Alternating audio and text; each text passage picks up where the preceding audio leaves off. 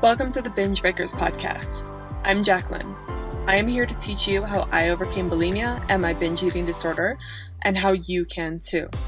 Through simple steps of mind management, repairing your relationship with yourself, understanding your habits, and intuitive eating.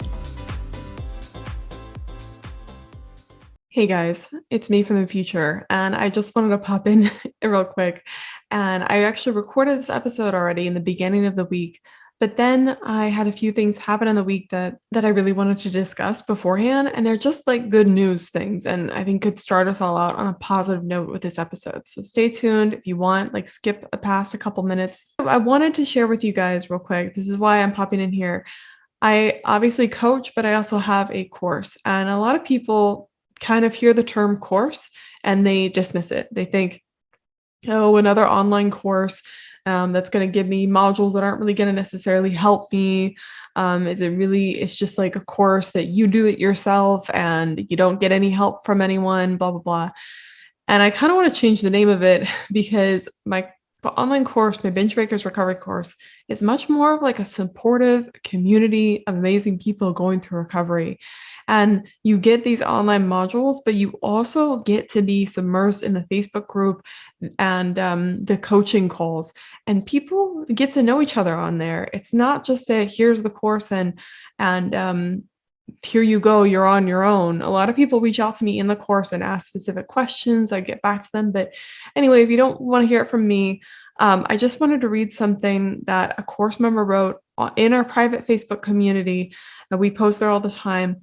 And I think it really speaks volumes to the work you can do as an individual in there. And it just reading this, I got teary the first time. I just can't believe that this has helped this person so much and that we made a difference in their life. So anyway, this person said, "Hi everyone. I just wanted to post to say I'm now over 5 weeks binge purge free, and I had been 3 weeks before that with one little slip up.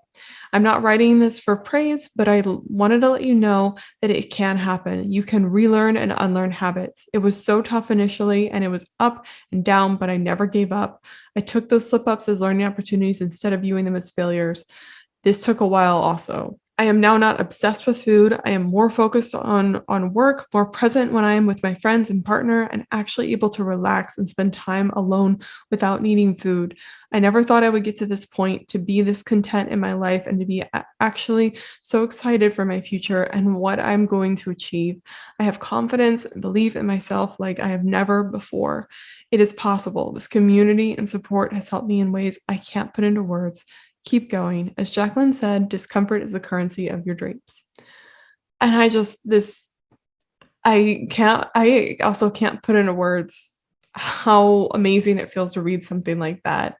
And this person, they put in the work, they did the effort, and they kept on going. And I am so proud of them. And more than just proud seems like the wrong word for it. I'm just so overjoyed and happy for them.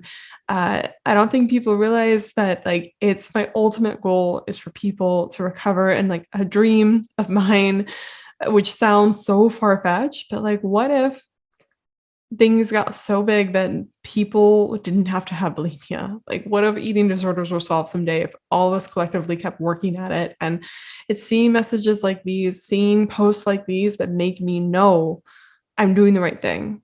And it makes me show up every single day. It makes me put myself out there and keep rolling out these podcasts and post on Instagram because I know that it's helping people. And I'm so glad that I took that risk one day. And I'm so glad that I decided to make the course too and push that and kept on going. And I'm so, so happy that people are actually getting results from it.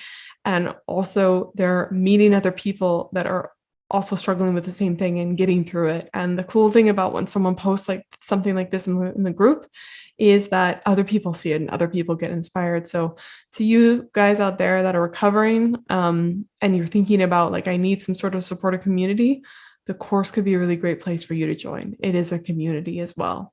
And a lot of people join under fake Facebook names. So if you're concerned about that, you could do that. But even if you're like, it's not in my budget to do the course, or I just want to go on it solo, that's totally fine too. But I hope that this post has at least inspired you to know that if it's possible for them, it's possible for you. So I hope this like made you happy. And I'm going to edit. I'm going to leave now and you'll hear the old recording that I have for this week's episode, but I'll talk to you guys in a bit. All right, bye. Hey guys, how's it going today? Today I wanted to talk about what you would do in your life if you had to feel an urge to binge for the rest of your life. And I know a lot of you guys are thinking, listening, being like, what are you talking about? That sounds like torture. I don't want to ever feel like that. Please go away. But I want you to bear with me and just listen. So I first wanted to say, hello. Thank you guys. I hope you're doing well. We went to go see the Everglades this weekend, which was super fun. And I hope that you guys had a chance to get out this weekend as well and just do something interesting, even if you're in lockdown, like maybe just like being able to walk outside if you can do that. Hopefully you got a chance to do it. But basically where this concept came from is I was coaching a client very recently. I feel like all my podcasts, a lot of my content really just comes from me coaching clients now. It's because when you work with someone and you coach with them, part of it is that you're always trying to find a way to help your client think differently, to help them see things that maybe they're not able to see, or help them think in a way that can change their life. And so part of the cool part about coaching is that it helps you reflect your own ideas and reflect your own thinking back onto you and make you see things in a different way. And so one of my clients was really struggling with the thought, with feeling urges. And specifically, we just started working together and she's just like, we'll try everything in the moment to make these urges go away, right? She's binging and purging, having trouble with that. And when the urge hits, she just like freezes up. She'll lie in bed. She'll do like small tasks to try to get it to go away. And nothing ever feels like it relieves it other than the binging or just the act of like, okay, we're going to binge, and then driving to the grocery store or whatever. And so I asked her, because all of her things that she had tried included one common theme, which was, this didn't work to get it to go away. This didn't work to get it to go away. And I think something that trips us up so much in recovery is the second we get an urge, we want it to go away. And you may be listening and think, Jacqueline, that's obvious. Why would you want an urge to stay there? I would like for it to go away. And I hear you. Feeling uncomfortable emotions does suck.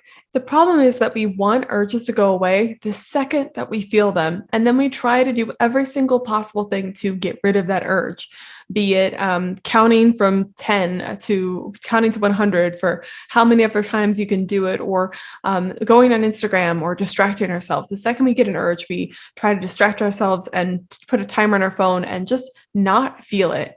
But the problem is, and then we also think, okay, we're going to distract ourselves and then hopefully it will go away. And it's almost like you freeze up and you feel like, I can't move on with my life unless this urge is gone.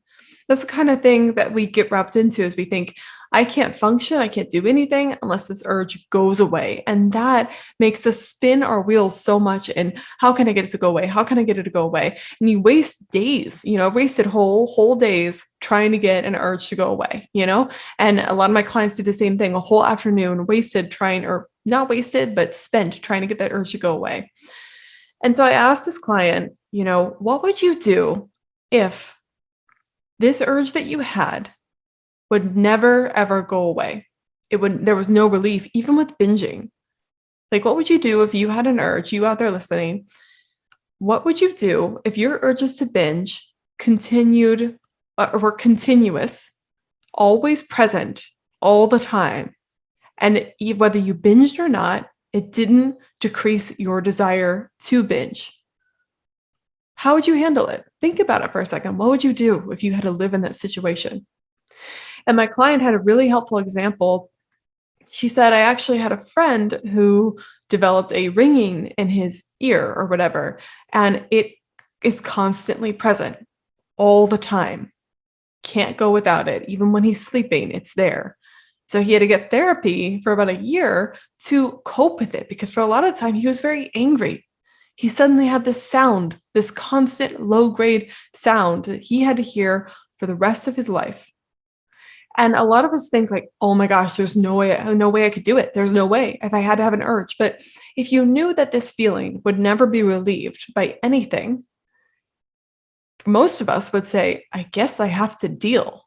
I guess I have to just live with this feeling, because it's not going to go away, and binging won't help. And I know a lot of you guys are going to say, well, binging does help. And I'm going to say that this metaphor still kind of holds true, because binging relieves it temporarily, yes, but you are kind of already living this hell, because the binging only temporarily relieves the urge, and then it comes back and it comes back and it comes back. So while you don't have that continuous low grade version of a buzzing in your noise that is an urge, you do have it pretty continuously, at least every single day, if not every other day.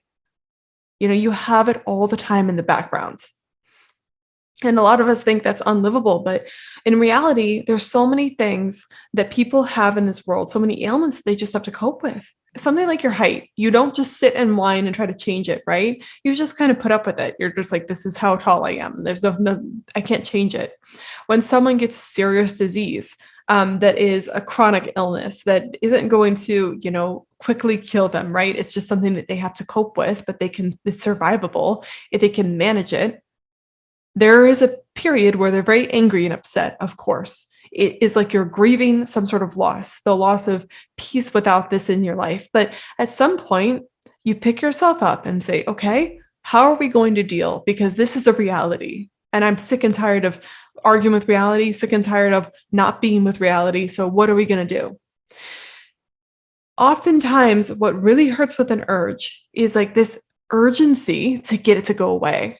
And I wonder why, because urges are just urges. They can't force you to do anything. They are just thoughts in your head. They're annoying desires, but they aren't so overwhelming that you can't necessarily function. And if it were a chronic illness, if it were a low grade sort of illness or whatever, or if it were something else in your life, I don't know. There's lots of different things. One person I know, they told me a story where they were working with someone who had lost control somehow. I'm not sure what happened, but this person, their diaphragm stopped functioning, and they had to relearn how to breathe. They had to learn how to breathe, not autonomously. Can you imagine? Like, that's kind of the things that people learn. Or someone loses a limb. They can't just give up forever. And this is a big issue in, amputees or people that suddenly have to be in a wheelchair. There's this huge period in their life where they have to decide to cope with it and then thrive, right? And move on with their life and live their life with this being there. Or there's the other option, which is depression and not coping and going down a really dark path. And it happens to different people, right? So with an urge, the reason I asked this client this urge, the whole point of it is to, first of all, get her to realize that she is kind of already living like this, even if it's temporarily relieved. But if it wasn't temporarily relieved with binging, she wouldn't really binge. And then also, she is so desperate in the moment always to get rid of that binge, but really unwilling to feel the urge and really unwilling to deal with the urge in the moment. And I'm not saying she isn't she is willing, but there's this gap in realizing how willing or what she has to actually do. And the things that she says, she's like, okay, well, if I had to deal with that, I would be probably angry at first, and then I'd be really frustrated, but then I would have to somehow learn to cope and deal with it. And that is some of the best things you can do in recovery with urges, is learn how to cope and deal with them. They will continue coming, even if they're not continuously there. They will happen again and again, at least for a little while. And I know people they hold on to that hope of okay, but in a week or two, they'll go away, right? Or in a month, they'll go away, or in a day, they'll go away, or in an hour, they'll go away. And I'm like, it could happen that way. Yes. But you holding out hope is kind of like you're holding your breath for something to happen. And you can only release that breath as soon as it happens. And the problem with that is that it makes it almost amplify the urge problem. It makes the urge seem so much worse. And it makes you think that you can't function until that urge is gone. And that's not necessarily true. Here's what I see a lot. When people actually make the decision in the moment, they have an urge and they make the decision that, okay, I have the desire to binge. I want to binge, but I'm not going to, no matter what. And they really make that decision, even when they really don't want to, but they make it. They're not met with relief. They are a little bit, but the relief, they're met with relief. But that relief comes in the form of frustration and anger, at least in the beginning. And I some experience this a lot too. When I really put my foot down, I'm like, no, we're not going to have to do this. I was met with a lot of like rage, irrational rage, because my brain and body so badly wanted to binge. And the rational mind of me was saying no. It was like wanting to scream internally for no good reason. That's the crazy part. And you really get down to it. It's like, why am I so angry about it? It's like, I don't know. I just want to binge. That's when you know it's just a habit. But the feelings are still so real. The feelings are still so real of rage and resentment or not resentment, but frustration and just like complete anger. And people are so resistant to that, but that's not what they expect, right? Feeling like angry. And that's what a lot of like with addicts too, you take away their drug, there is a period where they feel very angry and agitated and irritable because they're like, ugh, I just want to go back to this, right? It's the same thing. And so accepting that urge, accepting that it's going to be there and just doing what you want to do anyway, not binging anyway, the feelings that you may be feeling are just frustration, kind of like when someone accepts that they have to cope with a chronic illness or something debilitating happens, whatever, some huge life event happens. They have to just learn how to deal at some point. Or they can just choose to continue denying reality and continue being stuck in this cycle of perpetual denial, which feels awful too. It's kind of like picking your poisons. And you out there that's listening, I know that it's hard. I get that. I am not saying that this is easy by any means. I'm not saying it's fun. I'm not saying it's comfortable. I'm not saying it's just a walk in the park. I get that it's hard, and I get that it's going to be hard work for you, and that you're maybe even angry at me for saying this right now. But it's part of recovery. And the problem is when you kind of go in an urge, hoping that it goes away immediately, you're making it worse. It's kind of being like, it's like you're having an impatient conversation with someone. It's like you're trying to get something out of someone in a really skeezy sort of way. You're like being super impatient while talking to them. You're just talking to them. It's like the only best way I can describe it is in the past, I'd have coworkers, and sometimes like if I were doing something, I was working, I was working on a project, and one of my coworkers was really talkative, but I wanted to focus on the project. They'd start talking to me and I'd be really short-lived, not proud of that, but I would do that. And I'm not saying it was right. It's just how I acted in the time. I'd be very impatient, and I was just trying to people please them. I should have just said, hey, I'm trying to do this in the moment. Can we talk later? But instead I would just be like, yeah, that's fun. And I would just say really quick, short remarks and impatient things to them to try to get through the conversation faster. And really, it just left a really not fun impression on them. And here I will talk about one more example from coaching. And I think the best example for this is maybe having to do with cold water. And I was talking with the client that asked about, how do I feel emotions while remaining kind of impartial? And we were talking about how to just like, what makes it worse? What makes feeling emotions worse? What makes feeling, for her, it's like fear and anger or some emotions and sadness that she avoids. And I'm like, what makes those emotions so much worse? And we talked about how it's kind of like getting into cold water. What makes getting into cold water, extremely cold water, worse? And now I've had a huge background with water. I grew up next to Lake Michigan. For those of you that don't know, Lake Michigan gets cold, not as cold as some of the other Great Lakes, but it gets very cold. And even during the summer. And then also, I actually was a swimmer for a long time. And I would get up for swim practice when I was younger, and it would be at 5 a.m. that I had to put my body into a pool. And for some reason, they kept that pool really cold. I don't know why, because it probably would have been helpful for it to be slightly warmer for our muscles to be moving in the water. But it always felt icy cold getting in. My body temperature was not used to it. And if you think about it, if you go back to a time where you've gotten in cold water before, does it help when you get in, you like put your toe in, you're like, oh, that's cold, and you stay there. You kind of like tense up and you're like, it's really cold. And you wait, and then you wait again, and then you dip another toe in, hoping that it won't feel the same in. You dip another part of your body part in, you like put your legs in at this point, and it's still really cold. And you're like, okay, if I wait longer, then I'll do another one. It's basically like you're peeling off a Band-Aid as slowly as possible. But it's better just to rip it off, right? It's better just to submerge yourself in it. And what I would do as a swimmer at 5 a.m, I wouldn't just dip my foot in. I wouldn't just like put my legs in and like wait for a whole 15-minute process of trying to get my body accustomed to it. I would just dive headfirst into the water. I knew it was going to be cold. I knew it was going to be unpleasant, but diving headfirst in the water, submerging your head in particular, putting your whole body into it was the best way for me to quickly get used to that feeling of being in cold water at 5 a.m, right? It's not helpful to just like hope that it goes away, hope that you feel better, hope that it's like somehow magically solves itself. It's better to just dive headfirst in and to just go into that acceptance mode and being like, we are feeling an urge. Here it is.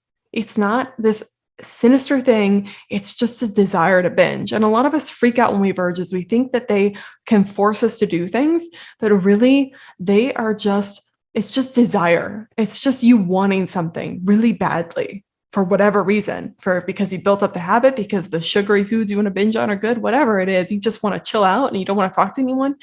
It's just a desire. And it's just thoughts in your head. And they're really intense thoughts. They're really intense desires. Don't get me wrong, but they can't force you to do anything.